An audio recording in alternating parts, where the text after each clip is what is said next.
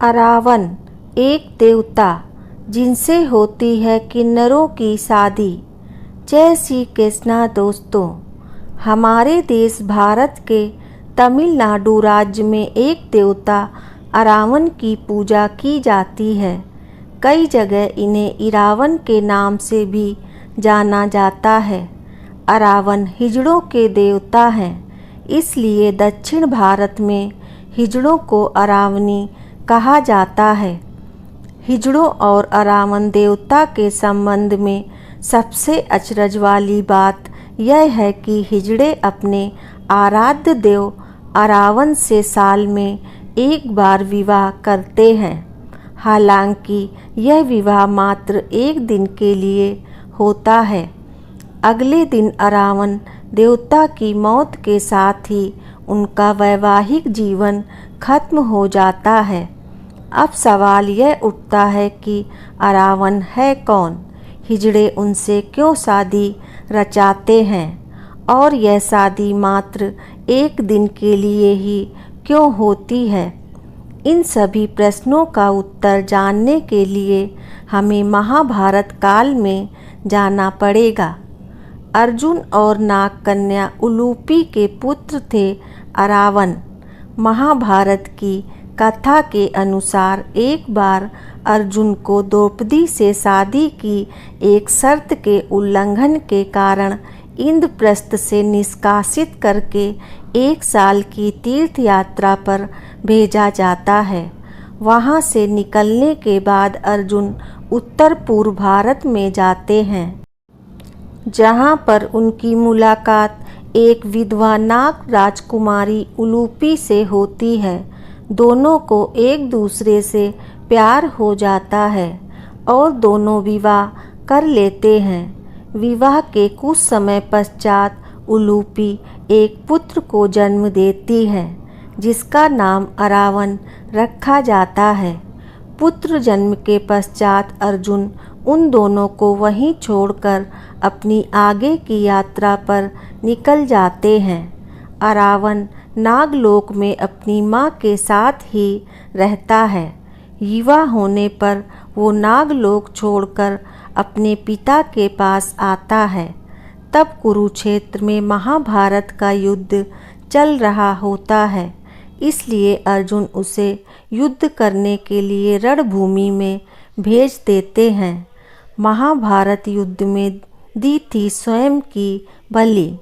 महाभारत युद्ध में एक ऐसा समय आता है जब पांडवों को अपनी जीत के लिए माँ काली के चरणों में स्वैच्छिक नरबलि हेतु एक राजकुमार की जरूरत पड़ती है। जब कोई भी राजकुमार आगे नहीं आता है तो अरावन खुद को स्वैच्छिक नरबलि हेतु प्रस्तुत करता है, लेकिन वो शर्त रखता है कि वो अविवाहित नहीं मरेगा। इस शर्त के कारण बड़ा संकट उत्पन्न हो जाता है, क्योंकि कोई भी राजा यह जानते हुए कि अगले दिन उसकी बेटी विधवा हो जाएगी, अरावन से अपनी बेटी की शादी के लिए तैयार नहीं होता है।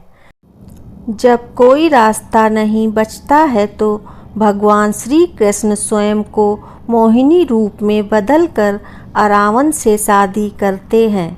अगले दिन अरावन स्वयं अपने हाथों से अपना शीश माँ काली के चरणों में अर्पित करता है। अरावन की मृत्यु के पश्चात श्री कृष्ण उसी मोहिनी रूप में काफ़ी देर तक उसकी मृत्यु का विलाप भी करते हैं। अब चूँकि श्री कृष्ण पुरुष होते हुए स्त्री रूप में अरावन से शादी रचाते हैं, इसलिए किन्नर जो कि स्त्री रूप में पुरुष माने जाते हैं भी अरावन से एक रात की शादी रचाते हैं और उन्हें अपना आराध्य देव मानते हैं। कूवगम तमिलनाडु में है भगवान अरावन का मंदिर। वैसे तो अब तमिलनाडु के कई हिस्सों में भगवान अरावन के मंदिर बन चुके हैं, पर इनका सबसे प्राचीन और मुख्य मंदिर विल्लुपुरम जिले के कूवगम गांव में है, जो कि कूथांडावर मंदिर के नाम से जाना जाता है। इस मंदिर में भगवान अरावण के केवल शीश की पूजा की जाती है, ठीक वैसे ही जैसे कि राजस्थान के खाटू श्याम जी में बर्बरीक के शीश की पूजा की जाती है। हिजड़ों का सबसे बड़ा उत्सव कूपगम गांव में हर साल तमिल नववर्ष की पहली पूर्णिमा फुल मून को 18 दिनों तक चलने वाले उत्सव की शुरुआत होती है। इस उत्सव में पूरे भारतवर्ष और आसपास के देशों से किन्नर इकट्ठे होते हैं। पहले 16 दिन मधुर गीतों पर खूब नाच गान होता है।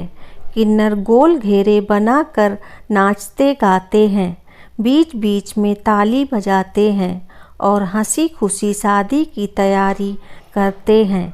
चारों तरफ घंटियों की आवाज़, उत्साही लोगों की आवाज़ें गूंज रही होती हैं।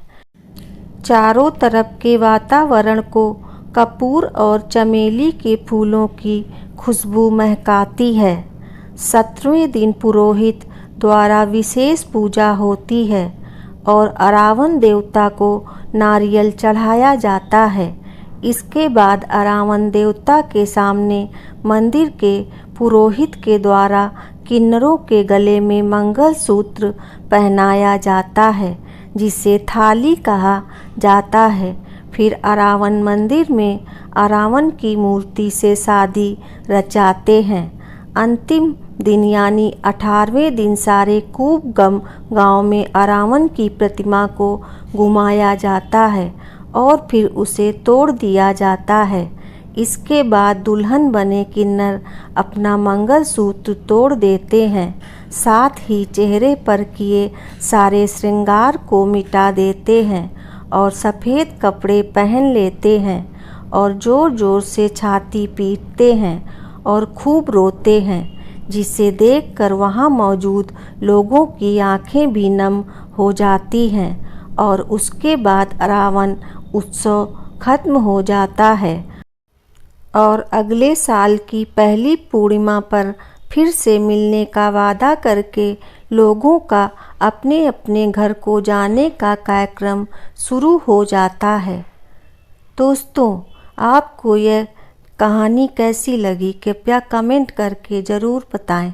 वीडियो पसंद आया हो तो लाइक करें और आगे की ऐसी ही कथा कहानी एवं जानकारी को जानने के लिए चैनल को सब्सक्राइब अवश्य करें। धन्यवाद।